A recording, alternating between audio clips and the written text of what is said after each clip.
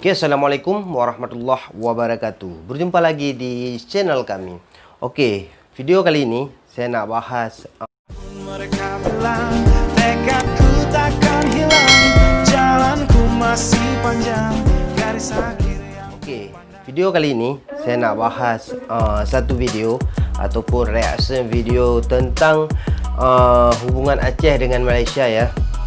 Video ini saya ambil daripada channel Indoland Indoland. So yang belum subscribe video channel ini boleh subscribe di bawah ya. Oke, mari kita sama-sama react. 1, 2, 3. Indoland. Hubungan erat Aceh dengan Malaysia.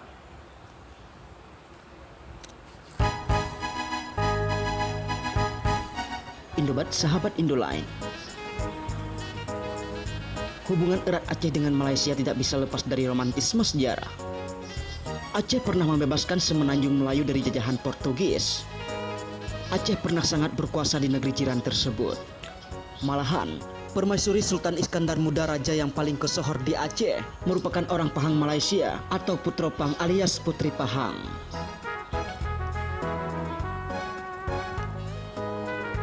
Daulat tuanku. Kemudian, ketika Aceh didera Masjid konflik bersenjata, Sultan. Malaysia menjadi basis kedua gerakan Aceh Merdeka. Hubungan Aceh dengan Malaysia sudah sangat harmonis sejak ratusan tahun silam, baik hubungan politik maupun perdagangan.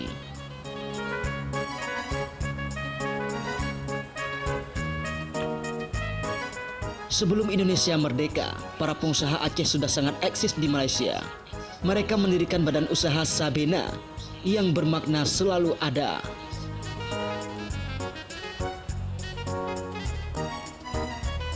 Badan usaha tersebut tidak hanya mengurus soal bisnis dan perdagangan, tetapi juga menerbitkan buku-buku dan majalah tentang Aceh. Menariknya lagi, buku-buku ditulis dalam bahasa Aceh dengan terjemahan bahasa Melayu. Antara Mantap, Melayu dan Aceh merupakan dua hal yang tidak bisa dipisahkan. Ada yang menyebutkan Aceh juga bagian dari rumpun Melayu, meski bahasa Aceh jauh berbeda dengan bahasa Melayu. Ya. Pada masa Portugis dan Belanda memperluaskan kekuasaannya ke semenanjung Malaysia, Aceh dikenal gigih menentang penjajahan Barat.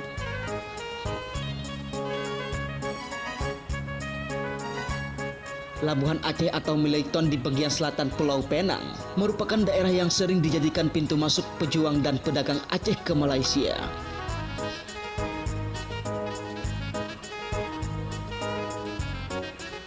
Pada abad ke-18, saudagar-saudagar dari Aceh datang ke Malaysia untuk urusan dagang dan diplomasi. Kala itu, Tunku Said Hussein Al-Aidid merupakan salah seorang saudagar Aceh yang sangat terkenal di kalangan orang Aceh di Pulau Penang. Beliau hijrah dari Aceh ke Pulau Penang sebagai pedagang rempah-rempah.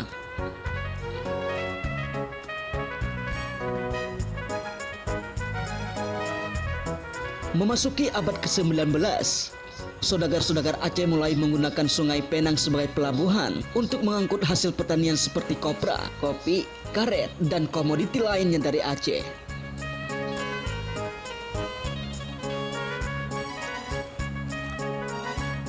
Pulau Penang pun sejak itu sudah menjadi pusat ekspor impor komoditi dari Aceh dan Sumatera.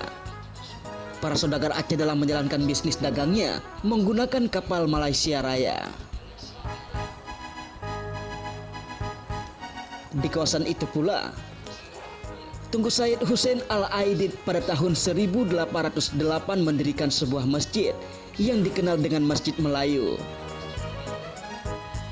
Ia meninggal pada tahun 1820-an dan dikuburkan di komplek masjid tersebut. Keluarganya juga dikuburkan di komplek itu.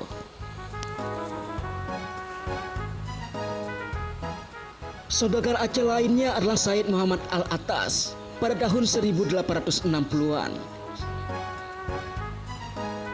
Ia mendirikan rumah agama Said Al-Atas. Masa hidupnya, Al-Atas mempunyai 2 orang istri, istri pertamanya merupakan kerabat keluarga di Raja Melayu. Sementara istri keduanya adalah anak dari Ko Tiangpo, seorang saudagar lada hitam dari Cina Selatan.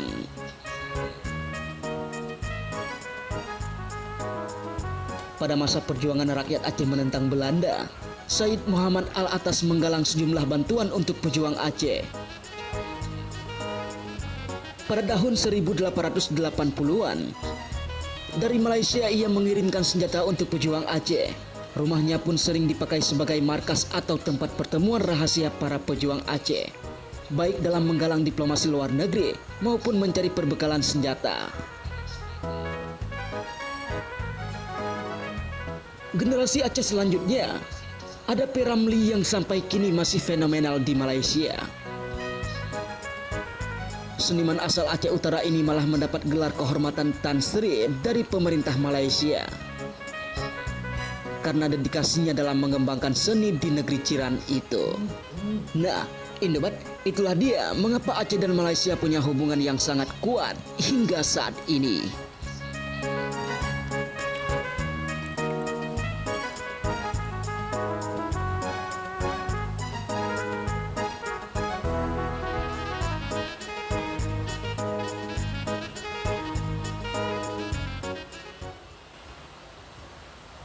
Oke, sekian dari video ini ya.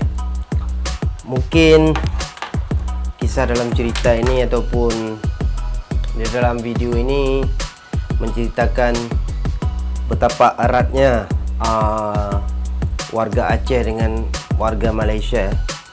Yang sekarang mungkin di Malaysia banyak kedai-kedai runcit Aceh ya, tapi semenjak tahun-tahun ini mungkin banyak yang sudah tak buka sebab banyak lesen-lesen yang digunakan mungkin atas nama orang lain. Sekarang tidak dibenarkan lagi ya di Malaysia ya. Kasihan juga untuk toki-toki yang ada di Malaysia ya. Semoga dipelancarkan segala urusan ya semuanya ya. Oke, sampai di sini saja dulu video reaction dari saya. Bila ada video-video yang menarik tentang Malaysia dengan Aceh, Indonesia, boleh Anda kirim link di deskripsi di bawah ataupun di komen di bawah.